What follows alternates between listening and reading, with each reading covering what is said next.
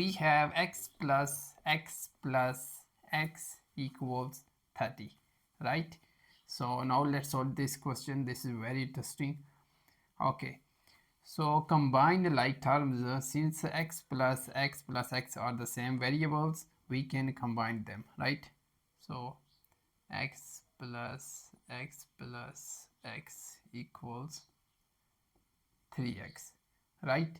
So the equation becomes 3x equals 30.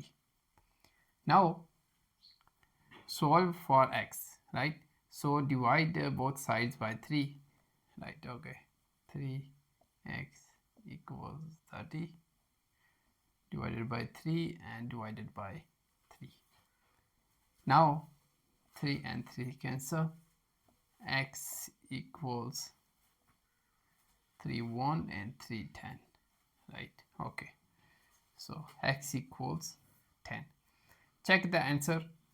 Put x equals 10, right? X equals 10 back into the original equation. Okay, 10 plus 10 plus 10 equals 30. So 30 equals 30.